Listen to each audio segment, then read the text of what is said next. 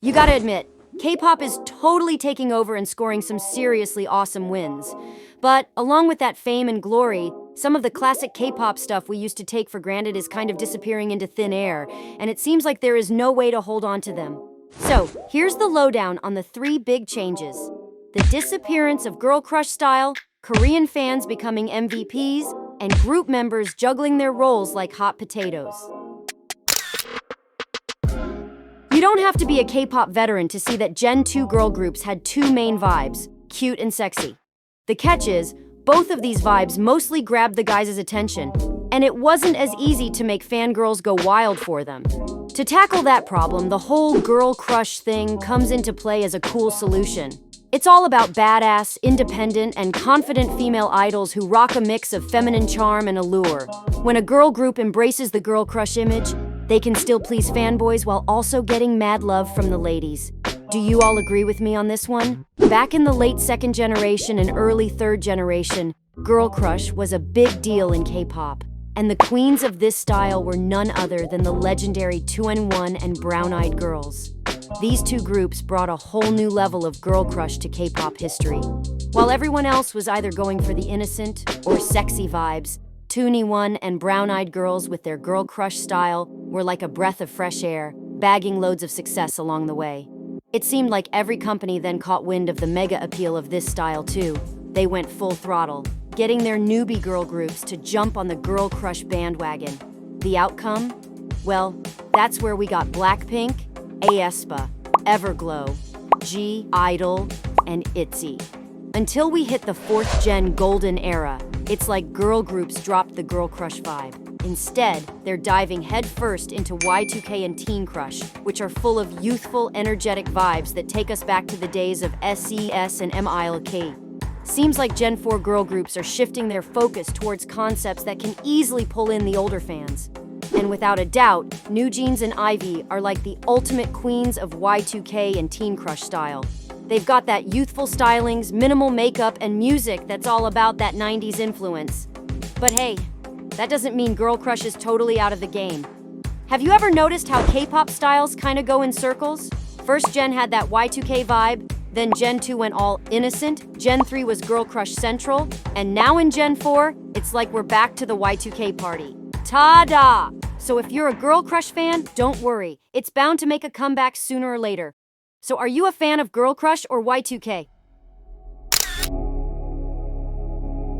If you've been keeping an eye on things, you'll notice that from the fourth generation onwards, most K-pop groups are all about going global, especially in the US. They're throwing in loads of English in their songs and hosting a handful of concerts overseas. Specifically, GIDL went all out with their first ever world tour. aespa's on the same train too. From the get-go, SM emphasized the group's direction towards the US market. And sure enough, they followed Blackpink's lead with a sensational appearance at Coachella 2022. With just these two examples, it's crystal clear that fourth-gen groups are going wild to take over the American scene. The US is like a mega music hub with loads of worldwide pull. If an artist makes it big in the States, they can basically take over the world. But let me tell you, it ain't a simple matter. Still, the attraction of this market never fades, and every artist dreams of it. So, a bunch of fans are worried that their idols are going all out on the US and international scene, kinda leaving their home fans hanging. Maybe because idols and groups are so hyped about making their global fans happy, they've kinda let their local fans, the ones who've been supporting them since they were just starting out, slip through the cracks. The result? When they try to hold concerts back home, some groups can't even sell out all the tickets, even though they're huge abroad. However, I believe that K-pop groups gotta spread their wings internationally. It's just how the industry rolls. We can't be selfish and hold them back. Once they set their sights on international stardom, they gotta divvy up their time and energy to make both global and local fans happy, which can sometimes leave the locals feeling a bit left out. But hey, let's cut the idols some slack and try to see things from their perspective. Here's a burning question I bet lots of you are pondering, just like me. Why do most of today's K-pop groups no longer have fixed positions like they did back in the second and third generations? If you've been in the K-pop game for a while, you know what I'm talking about. Each group used to have their members with clear-cut roles, and it was all about letting them showcase their abilities to the fullest. Nowadays, it's like there are no more main vocalists, main dancers, or centers. The roles of group members are like a revolving door, always changing without any clear labels. Take TXT, for instance. Fans have no idea what each of the 5 members does, except for Subin leading the pack. The same for Rocket Punch. Apart from Yeonhee being the leader, everyone has similar roles. That can make it tough for these members to show off their skills and really leave a mark on fans. Even in cases where a group has clearly defined roles for the members, there's still something not right. For example, main vocalists often get shortchanged on the number of lines they should be getting, and sometimes they even get fewer lines than the other members. The epitome of this is aespa. Did you notice that Ningning got her fair share of lines only during the Black Mamba era? Later on, from Forever to Next Level, Savage, and Dreams Come True, she was pushed aside, passing the mic to other members, mostly Winter.